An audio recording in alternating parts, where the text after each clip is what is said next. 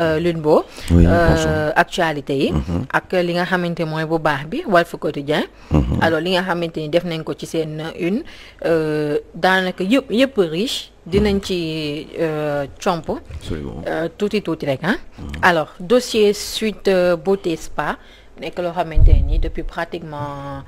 2 semaines yaakaar naa gars yi ñu ngi ci wax alors en route vers l'impasse, comment Sonko pourrait compliquer la procédure? C'est vrai que ndaw si mi ngi wax non bu ñu kenn teg stress. C'est vrai que les Sénégalais sont stressés. Les Sénégalais ont d'autres problèmes, ont d'autres difficultés de vie. Donc forcément, à un moment donné, dañu war a arrêter de stresser Sénégalais yi, jox leen ay liggéey, mettre leen ci ay conditions, au lieu de continuer à nous bassiner avec cette histoire qui relève d'ordre privé. Effectivement, Walf Quotidien, en route vers l'impasse. Et ku wax impasse maanaam mooy mbir mi mun na continuer jaxasoo di lëmbe réew mi pendant un certain nombre de temps. Et je pense que ça serait pas une bonne idée, puisque ce pays devrait être dans d'autres priorités. Maanaam ci yeneen priorité le dëkk bi war a nekk, au lieu de continuer di stresser Sénégalais yi, parce que finalement bu ñu ku wax impasse, évidemment bravo Walf Quotidien, maanaam mooy mbir mi jeexagul léegi. Ana lu tax ma wax loolu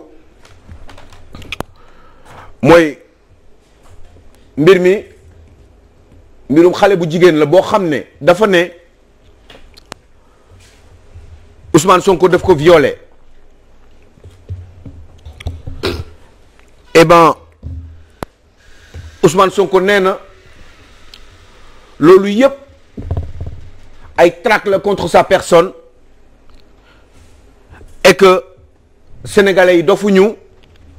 et que à la limite même dossier bi mooy yoon bi koy yóbbu au palais de la République. Bravo L'As Quotidien. Je pense que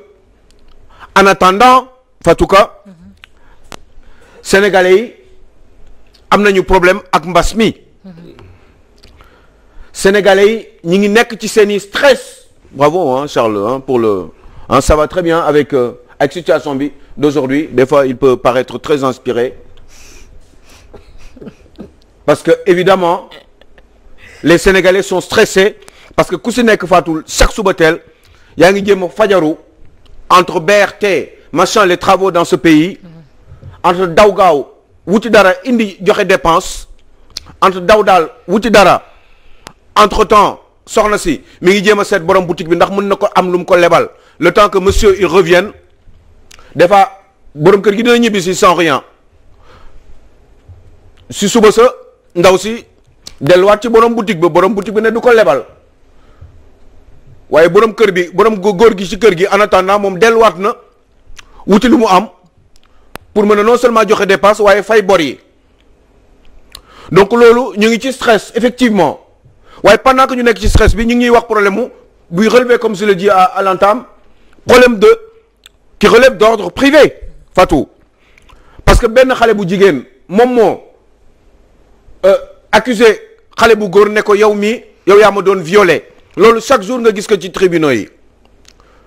waaye bii dafa xaw a spécial un peu parce que il s'agit d'un monsieur qui est couvert par une immunité parlementaire. Immunité boobu Fatou moo nar a compliquer mbir mi, parce que am na ku génn koo xam ne ce n'est pas n'importe qui, puisque c'est un ancien président de la République. Nee na àndul, en tout cas son groupe àndul ci lever l'immunité parlementaire de Ousmane Sonko. Amaana xëy na dafa yaakaar ni wala dafa gëm ni yëpp jaru ko fi, parce que erreur nit la warul mën a tax ñu mën a continuer di déséquilibrer la République, déséquilibrer les populations, sachant que l'État du Sénégal devrait encore une fois avoir d'autres priorités dans ce pays. Il pourrait avoir raison, et je serais tenter d'être en phase avec lui, cet ancien président de la République. Parce qu'on a d'autres priorités dans ce pays. moo tax bi ñu nee impasse comment dire Walf Quotidien wax impasse maanaam mooy mbir mi dafa nar a continuer te narul arrêté maanaam dinañ si nekk di wax assemblée nationale leneen la waroon lijjanti lu dul lii naan dañuy lever une immunité parlementaire pour leen kese mooy humilier benn doomu aadama. Je pense que ça ne serait pas de la hauteur de ces autorités qui dirigent le pays en ce moment parce que war nañ mën a jàll ci leneen ndax encore une fois yeneen mooy war a doon seen priorité en ce moment-là ou en ces moments-là parce que mbir yi tar na lool ci doomu sénégalais yi billaay wallaay taalaay dama ne impasse bi woo warul a am parce que leneen la ñu war a def ndax Ousmane Sonko bu ko neexee bu demee mu ne moom du def test ADN parce que yoon tënk ko pour mu mën ko def par force ndax am na droit bañ ko ndax bés bu ñu tey ji nii lii di sotti bu amee ndax commission ad hoc bi à l'Assemblée nationale tey la ñuy waxtaan ñoom ci seen biir commission bi mooy ay députés yu dajaloo. fu nekk groupe bu nekk ñu jël fa ay députés proportionnellement au nombre de députés xam naa certainement waa Benno Bokk Yaakaar ñoo fay ëpp parce que ñoom ñoo ëpp ci Assemblée nationale. dina am yeneen ñoo xam ne dañuy ñëw aussi mais ñooñu tamit ci seen yeneen groupe yi lañ leen di jëlee donc ñooy former ce comité ad hoc là ad hoc moom mooy comité boo xam ne c'est juste créé pour loolu bu paree comité boobu day jeex loolu mooy ad hoc loolu bu ñu ko defee ba pare ba lijjanti ba réfléchir ci solution yi xool exactement ndax possibilité yi yan possibilité noonu moo am pour lever cette immunité bu boobaa semaine prochaine le 17 lundi prochain ñu jébbal ko Assemblée nationale en plénière maanaam ñoom ñëppay dajaloo jour boobu après ku nekk wax ana lu tax nga bëgg wala nga bañ ñu lever immunité parlementaire bi bu ñu paree ñu doog a voter xool exactement ban majorité la am ndax waaw wala déet bu boobaa ci la ñuy xam ndax dañuy summi malaanu kiraayu Ousmane Sonko wala dañ koy bàyyi bu fekkee dañ koy summi nag bu boobaa Ousmane Sonko boulevard bi dina ubbeeku ci moom. Pas cette fois-ci pour le palais pour le moment, mais pour aller chez justement le juge d'instruction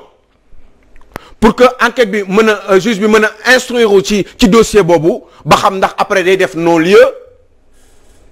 wala day def ordonnance de renvoi ordonnance de non-lieu maanaam bu boobaa Ousmane Sonko day dem wax yi jeex bu fekkee ne nag loolu amul mooy beneen possibilité bi beneen hypothèse bi mooy ordonnance de renvoi pour que ñu def procès bu boobaa nag procès boobu moo doon xam naa ni procès du siècle. Je ne sais pas si vous en souvenez de cette affaire Lewinsky Monica. Avec le président Bill Clinton. ñun taluñu loolu parce que amuñu ay moyens pour loolu parce que temps bi mayuñu ko parce que ce ne serait que de la manipulation et que bu boobaa sénégalais duñ si gis seen intérêt li ñu war a def donc moo tax impasse bi waa Walf Quotidien di wax Fatou mën na nekk surtout bu fekkee ni en amont avant ñuy sax yegg ci ay yooyu noonu Ousmane Sonko nee na moom du dem def test ADN bi et je pense que ni moom ak ñi mu àndal loolu la ñu nar a def. mais lu muy ragal ci loolu Aliou Sow lu muy ragal ci def test ADN. C'est une bonne question sauf que je m'appelle pas Ousmane Sonko. Par contre si j'avais un conseil à lui donner maanaam moom mooy mu dem def ko parce que on peut toujours supposer que sang bi Sonko deful dara violé wul man leen rek moo doon sama problème et j'en ai parlé la semaine dernière mooy ana lu tax mu fay dem ndax béréb boobu du jëmukaay bu Ousmane Sonko war a dem Ousmane Sonko mi war a jiite réew mi jiite Sénégal mu mën ko war a jiite nag xam nga lu tax ma wax loolu parce que nii laa ko doon waxee ci Macky Sall bi ko ñoom Moustapha Niasse di xeeb bi ko ñoom feu Ousmane Tanor Dieng yàlla na ko yàlla yërëm di ko xeeb et les autres caciques de Benno Siggil Sénégal bu fekkee li may wax du dëgg ñoo leen ngeen wax ma du dëgg et même de Abdoulaye Wade tey anamu moom mii mooy jiite réew mi pour son deuxième mandat depuis donc 10 ans pratiquement ou 8 ans Macky Sall est au pouvoir alors que am na ñoo xam ne mënuñu woon imaginer fii ci Sénégal Macky Sall war na ko jiite tey am na ñoo xam ne ñoom Moustapha Niasse ñu ngi ci ginnaawam kon yàlla moo joxe nguur waaye yàlla des fois balaa moo joxe yooyu dafa am ñu muy fësal ñun ci suñu bët waaye ba tey bu boobaa moom mooy am toujours le dernier mot ndax di nga gis ñu bari ñoo xam ne li ñuy wax les présidentiables mais qui ne seront jamais présidents de la République. Idriss Seck, ça fait combien d'années qu'il est présidentiable? Depuis 2007. Ça fait 13 ans. Il n'est toujours pas encore président de la République. On peut être présidentiable pendant 20 ans sans jamais l'être de sa vie. Kon yàlla moo joxe nguur kon Ousmane Sonko bu fekkee ni dafa présidentiable am na attitude yoo xam ne waru ko woon am ci mbir mii ndax béréb yooyu du bérébu pour dem defar sa ginnaaw bi nga xam ne dafa am problème. mais waa Walf Quotidien ñoom dem nañ fa dem nañ def doxantu. ci ay salon de massage yu nekk. fii ci Dakar ah ay massage relaxant tonifiant sportif body yooyu noonu yëpp dañ koy gis ci biir salon de massage yi nekk fii nii par. je ne sais pas s'ils en ont parlé parce que je n'ai pas lu le contenu. L'ensemble de ce qui a été dit par Walf Quotidien mais je reste persuadé que ni certainement ils ont dû parler aussi du massage plus. parce que am na ci biir. bu ñu la massé ba mu neex ba nga relaxé ba ñu tonifier sa corps. vous pourriez passer à autre chose éventuellement. non fu am body Ousmane Sonko waru fa dem. déedéet munu ma nangu loolu. parce que Ousmane Sonko est un présidentiable. Il y a plus d'1 million de personnes aujourd'hui c'est le chef de l'opposition. Il y a plus d'1 million de personnes yoo xam ne ñu ngi ci ginnaawam ñoo am yaakaar ci moom pour réew mi moom mooy troisième élection présidentielle yi moom mooy tey chef de l'opposition kon Ousmane Sonko béréb yooyu waru fa woon dem de surcroît après 21 heures ay mbokkam yëguñu ko ay proches am yëguñu ko ana moment boobu say conseiller le président Abdoulaye Wade n'a pas réagi pour rien c'est un homme d'expérience fu nekk defal dugal nañ ko fa lu nekk jëm nañ ko fexel au bout de 26 ans il a réussi à atteindre justement les sommets de l'État. Mon réaction bokk na ci nee na Sonko a manqué de prudence et il a été piégé. Eh ben oui il a manqué de prudence mais oui il a été piégé aussi parce que pour éviter d'être piégé eh ben il faut être en perpétuellement prudent il ne l'a pas été Sonko ba tey désavoué wul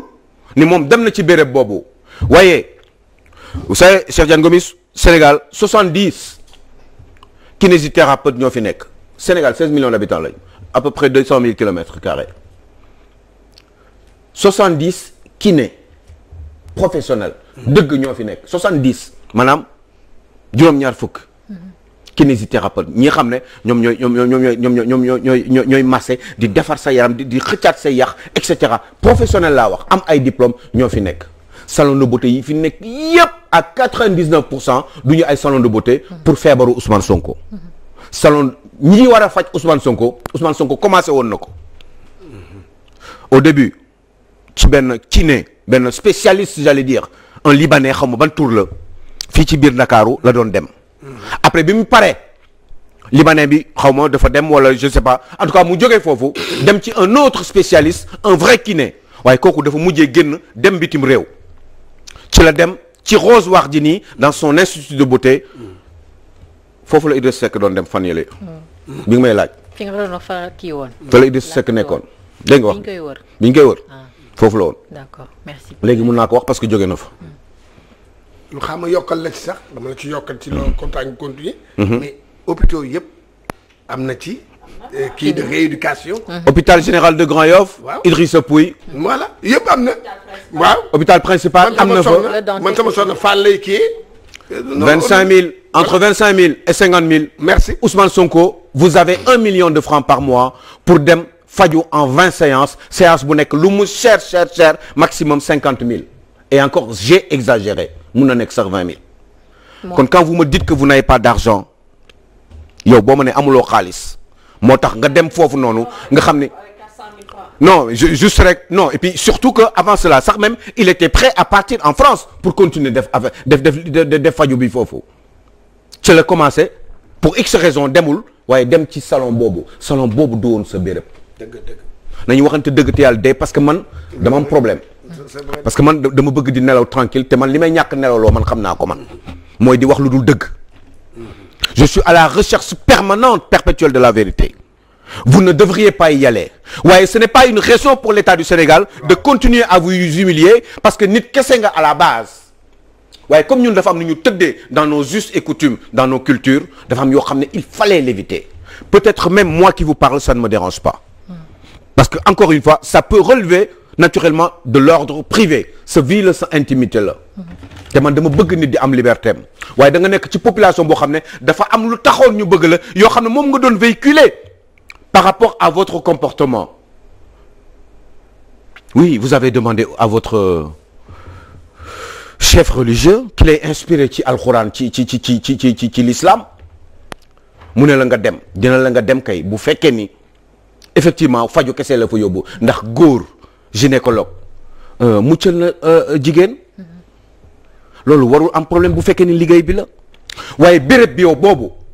je reste persuadé akulaay taala lay waxee du béréb boobu pour yow Ousmane Sonko waroo foon dem waaye taxul mun naa la mere waaye du tax ñu bañ la parce que da nga bokk ci réew mi war a mën a ëllëg ji ci réew mi yàlla rek a xam ndax lii daloon na Macky Sall moo tax yow Ousmane vous avez fait une erreur à la limite. Vous avez fait une bêtise vous n'auriez jamais dû y aller dans cet endroit-là ndax béréb boobu du sa béréb ndax yow encore une fois j'insiste vous ne vous appelez pas Alioune Sow vous ne vous appelez pas Boubacar vous ne vous appelez pas Pape Gora non plus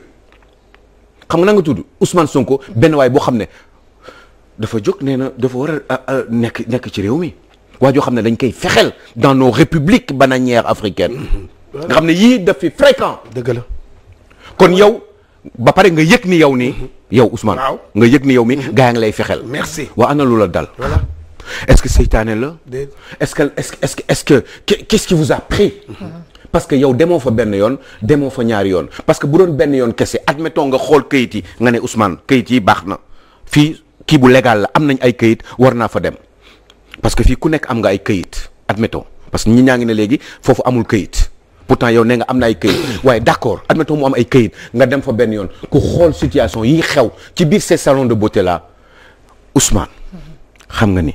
béréb boobu du sa bérébukaay boo fa demee benn yoon waratoo fa delluwaat ba di fa delluwaat encore ba ñoom ñuy jël initiative di réfléchir comme amuñu beneen solution pour vous terrasser. merci ñu ne xaaral fii lañ ko mën a jàppee. Aliou Sow dama la ciy tegal leen xaw ma waxoon naa ko fii boobu dañ doon wax ci Sonko. Bécaye Mbaye dafa def benn kii ci réseaux sociaux yi. muy wax di wax Sonko neen ko mu ngi koy wax di koy benn Sonko gaa yaa ngi lay bàyyi xel Sonko changé ni ngay ko waxee Sonko di koy tegle di loolu ba fii man waxoon naa ko fi. kon ni Aliou Sow di waxee c'est ça aujourd'hui le problème nit ki amul kenn gis nga même sax nit bu kii sax nit boo xam ne simple ni day moytu sax bërëb yooyu. nit bu simple day moytu bërëb yooyu. kon léegi nag moom ci jëmmu boppam moom waroon na xam parce que tey jii ñun moom rek la ñu am comme opposant man bopp man Cheikh Tidiane man moom rek laa gis comme opposant gisuma parce que ñëpp a ngi tappale ñu ngi dem di waxtaan yi ñoom ñëpp ñu ngi waxtaan yi tout le monde ñu ngay Macky Sall wax na ko ñu ngay waxtaan mais moom mii rek moom moo tar pour nekk opposant kon nag yow boo demee ba nekk léegi yow nga ne man opposant laa am na yoo xam ne dëgg-dëgg ñum kii la am na bërëb yoo xam ne doo fa dem am na yenn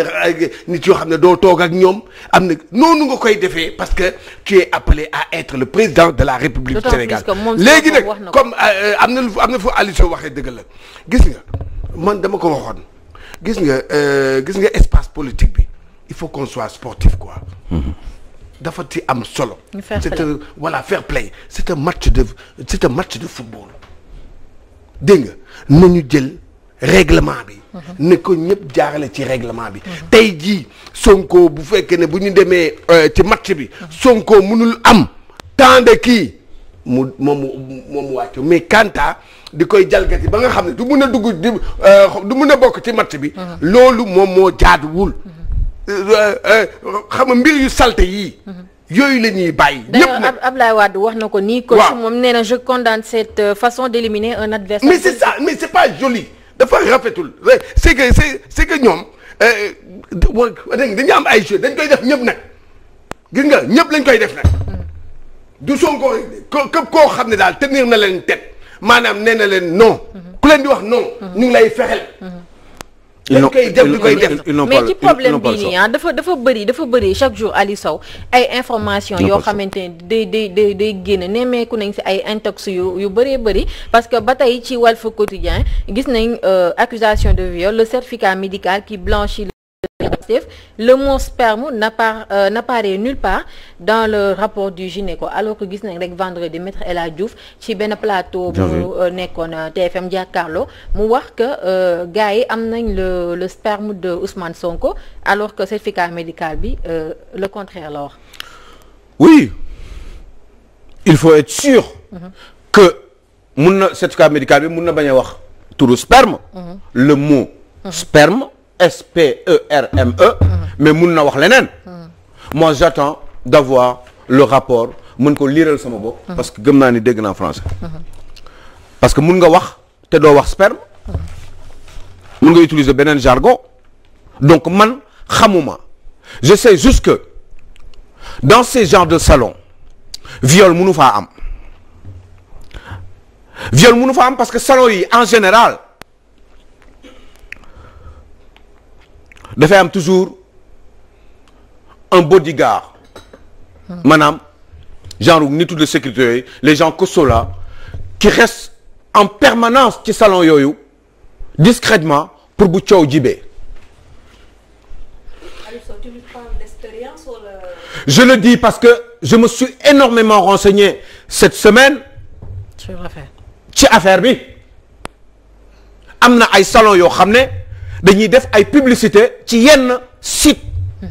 internet yi donc ñooñu xam nañu salon yi dañ leen di may sax des fois ay bons pour nga ñëw relaxer wu foofu gratuitement. Donc ce qui s'y passe gars yi xam nañ ko Sénégal mais Ousmane Sonko la ñu gis parce que moom lañ jàpp. Voilà. Mais je vous assure d'une chose chers Sénégalais que ni y a beaucoup de Sénégalais mais de surcroît des autorités de ce pays qui vont dans ces genres de salons-là ou alors mieux comme ils ont les moyens mën nañ leen inviter dans leurs appartements privés et je vous assure que c'est la vérité li may wax dëgg la dama ne Ousmane Sonko moo feeñ moo waroon moytu Ousmane newoon naa la mbir newoon naa la bu ñu la joxee 10 000 francs bu génnewul ci distributeur automatique bi fii laa ko waxee ci petit déj bul ko jege bul ko laal boo demoon ci jàllu banaana bi mu jaay la banaana nga jox ko 10 000 francs bu la delloo bu la delloo billet Ousmane bul jege bul laal foofu lañ toll woon parce que niveau bi nga toll encore une fois dans ces républiques bananières il faudrait que vous compreniez davantage que ni chaque jour bu yàlla bind gaa ngi lay fexel parce que amuñu beneen solution ndax n'importe comment en général ceux qui sont au pouvoir en Afrique ils veulent toujours continuer à être perpétuellement au pouvoir donc ku leen koy xañ te amuñu beneen solution te gis nañu population baa ngi commencé di ubbi seen xel di bàyyi xel ci yeneen i opposants forcément ils vont tout faire pour continuer à détenir le pouvoir. En tout cas tout à l'heure yaa ngi wax que priorité yi mi ngi ailleurs mais xam naa ne nga baal ma maamu yaa ngi wax tout à l'heure que priorité yi ñi ngi ailleurs mais xam naa ne fi mu ne nii gars yi Aliou Sow pareeguñu sax pour dem ci priorité yi parce que ki ñu accusé moo nekkul n'importe qui.